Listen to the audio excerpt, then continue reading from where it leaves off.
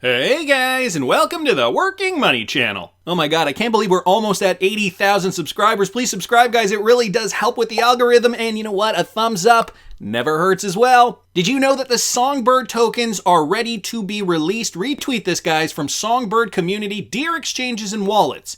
Can you please distribute the Songbird tokens you will receive to our loyal customers? Thank you. And tagging Binance, Coinbase, Kraken, Coinfield, eToro, OKCoin, Huobi, Nexo, Bitstamp, Polo. And for those of you guys who have your XRP on a Ledger Nano or some sort of cold storage solution, there is a way to check on your Songbird SGB token. So you would have had to have participated in the snapshot back on December 12th of 2020. At that point in time, the Flare networks took a snapshot of your XRP balance, and so that was going to be the measuring stick as to how much XRP, or rather, sorry, how much FLR you were going to receive. Well, of course, we have seen many developments since December, and so one of them is that XRP hodlers are now entitled to Songbird tokens as well. So apparently the Songbird network has indeed launched. Bitrue, guys, is also mentioning that they will be the first to list SGB trading, and that is starting on September 27th. So in 10 days. Today is the 17th. Starting on September 27th, your SGB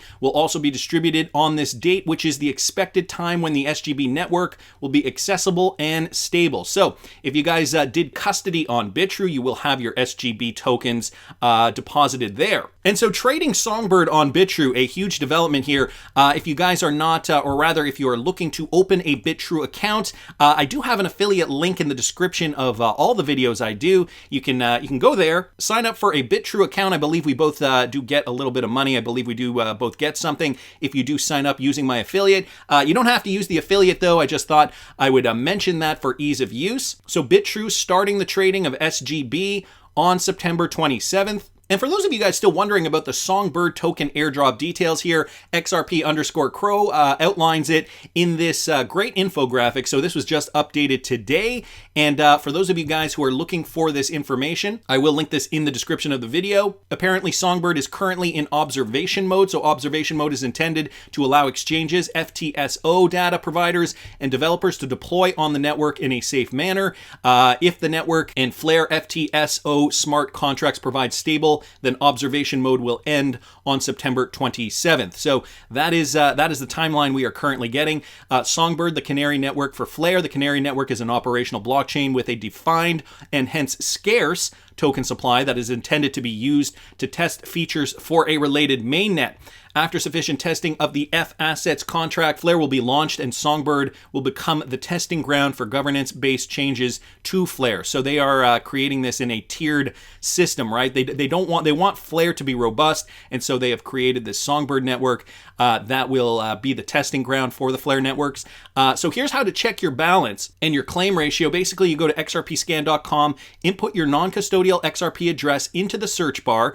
So for example, if you have a Ledger Nano S or X, you can put it down there, and then you click on the Flare tab in the Assets section. And so I showed this in a former video, the Flare tab over here. It's kind of hard to see. But here, I'll open up the XRP scan just to give you guys an example here, popping in an address that has barely any XRP on it here. So you go here, you pop in your address up here, and then all the information populates. Flare, you click on this. And I don't have any registered on this address, so it is not registered. But if you have done it correctly, this should be registered, and you guys should be able to see your balance over there. So accessing your tokens, if you claim through self-custody, i.e. the Ledger Nano, listen up, you will be able to access the network once the public RPC is set up. Flare expects several external parties to set up public RPCs in the coming days. You will receive SGB tokens to the Ethereum address that you used as a message key when claiming. You will have to access the Ethereum address from the Songbird network rather than Ethereum. You will not see your SGB tokens in your wallets until there is a public RPC endpoint for your wallet to connect to, probably not before September 27th. And so in terms of Songbird token distribution, guys, Songbird SGB will be distributed once only to all the same recipients of the FLR distribution. For every one XRP held at the time of the snapshot, you will receive 0.1511 SGB, and that is going to be what is allocated. So the claim ratio over here, and of course, some of the supporting wallets, Ledger, Bitfrost Wallet, Decent, MetaMask, Exodus. Those are the ones that they've already confirmed are supported. So we are still waiting for our FLR tokens. However, SGB tokens sound like they're coming very, very soon. Just thought I'd bring that quick update to you guys. I'm going to keep moving with some more news, guys. Michael at Val5Links posted this. Allied and Finastra are creating a new digital wallet system for banks. Now, Allied is partnering with Finastra, created by Allied with the assistance from the NYDIG. The product is built primarily for financial institutions who are looking to enter the crypto space. Standard banks and similar establishments will be able to use the wallet system to hold their customers' digital funds. It will also allow them to offer individuals the opportunity to trade, buy, sell, and exchange some of the world's most popular digital assets, such as Bitcoin and Ethereum. All crypto-related activity will be processed and overseen through a compliant regulatory system designed to keep customers and their money safe and sound. So this is the first time a company like Allied, which works predominantly in bill-paying services, has offered such a product to standard banks. Allied has made a name for itself in the crypto industry by allowing individuals to utilize Bitcoin to pay for things like internet bills, small business loans, and other items that typically only accept credit card or fiat payments. And so the CEO and founder of the firm, Ralph Marcuccioli, he stated in a recent interview, Allied's primary focus is to make it easier for financial institutions to provide value-based technology that differentiates them in the marketplace, attracts new depositors, retains through high engagement, and generates revenue. Providing access to Bitcoin does just that, and it is a game changer for many community institutions. The interesting thing here, Allied partnering up with Finastra. Now, back in 2019, we know Ripple had partnered with Finastra. So by extension, secondary relationship, this company, now Allied, is partnering with a Ripple-enabled company to allow this to occur. Note that they mention payments like Bitcoin and Ethereum are the focus here, at least from this article. But what are the chances that they're going to be running on the XRPL? Well, if they are partnered with Finastra, fairly high. So I wanted to thank Michael at Val5Links for mentioning that. XRP Crypto Wolf brought this to my attention. Ripple launched its first live ODL service in Japan, which we talked about a couple of months ago, which saw Coins.ph connect with SBI. The ODL corridor utilizes XRP to eliminate pre-funding, reduce costs, and unlock capital that'll enable faster and affordable payments from Japan to the Philippines. Now, this is Brooks Entwistle. He works in the MENA region, and he was recently interviewed by TechNode Global. I have the interview here, guys, if you're interested in reading the entire thing. Basically, a lot of these questions, same kind of thing over and over again. But what I noticed and what I thought was interesting was this.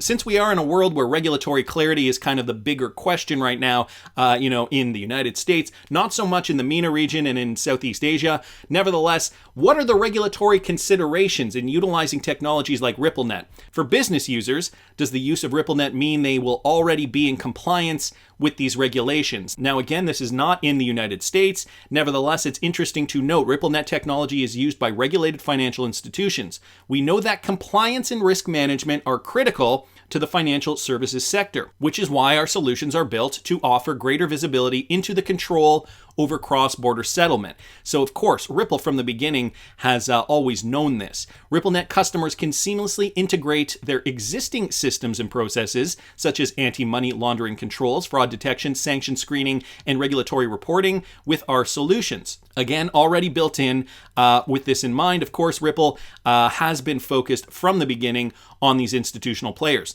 While financial institutions remain responsible for employing their own compliance measures, Ripple offers a way to reduce operational risk and management costs while reaping the benefit for real-time settlement. He adds, in addition, banks often face increasingly demanding liquidity and compliance requirements.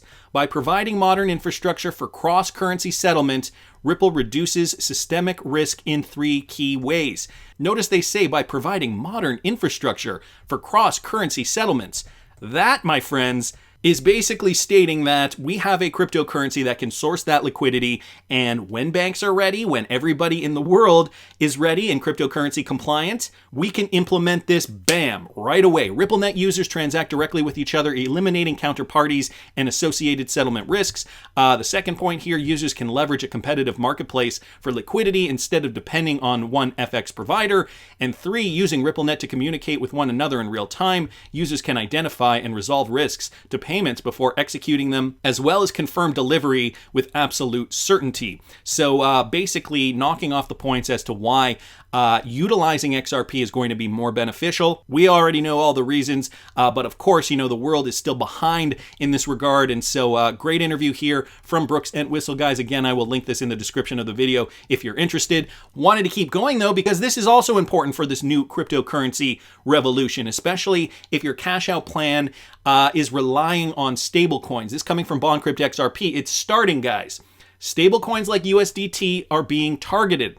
We all know how this works. CBDCs being created are above board and here to stay. And then they give an example of the Bahamian sand dollar.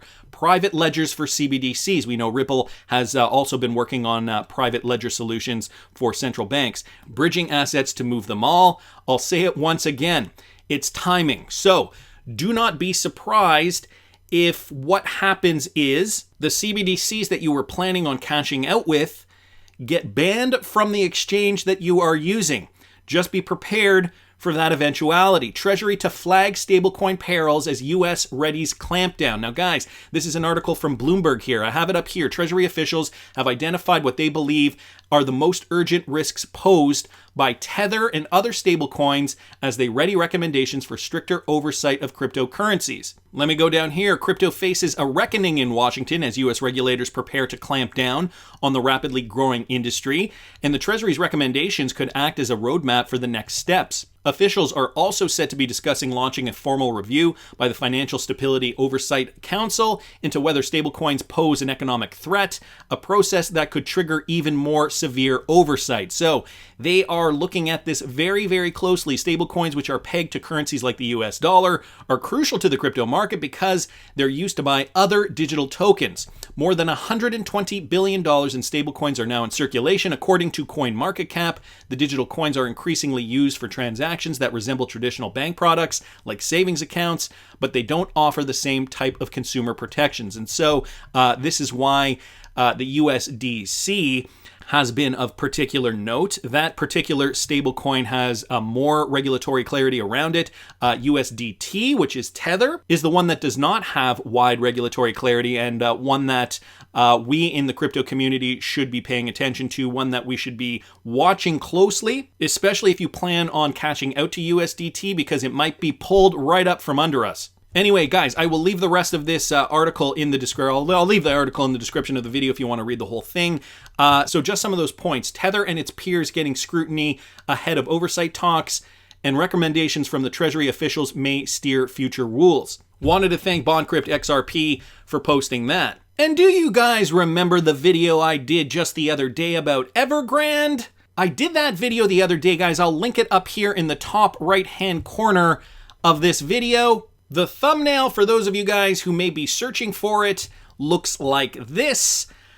Well, so I posted this 3 days ago now, and look what just came up in the news today. 9 hours ago, China's embattled developer Evergrande is on the brink of default, and here is why it matters. So I do suggest, I urge you guys to check out that video if you haven't already seen it. Talking about some of the key points here. Snowed under its crushing debt of $300 billion, Evergrande is so huge that the fallout from any failure could hurt not just China's economy, but contagion could spread to markets beyond China. And this is why we should all be paying attention.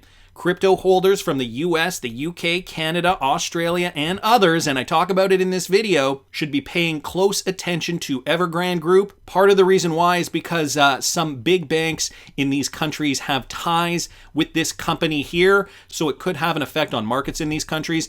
Here's how big Evergrande is, how bad its debt problems are, and what is next. So if you guys want to read that article that was just released today from CNBC, I will link that in the description of the video. It gives you some points about Evergrande if you want to familiarize yourself with it. But in this video, I talk about how it relates directly to the markets, to cryptocurrency, and what we should be paying attention to. So again, guys, if you haven't caught this video, I'll also link this in the description of the video if you didn't catch it in the top right-hand corner. The other thing I wanted to mention with regard to Evergrande is this, guys, from David Evans here on Twitter. Apparently, Evergrande HQ was being raided by the police, and the SHIT is hitting the fan. Here's a clip.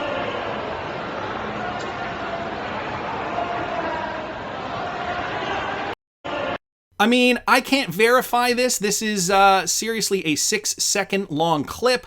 I'm wondering what is going on. Obviously, there are police officers, it looks like a SWAT team rushing this building. So, I mean, it begs the question, what the heck is going on here? So I thought I'd do a little more research, guys. And here's what I found. So just looking for the Evergrande HQ lobby. And here's what the lobby looks like. This is at least what I found here. These are some architect renderings. So these are not real photos, but architect renderings of the lobby. You guys can see it's got the beige over here, and so I mean this is just an amateur video from a cell phone, but I can see beige walls over there. I mean, I'm trying to piece this together, just trying to confirm this. I can see the silver pillar over here, and sure enough, we can see silver pillars in this video.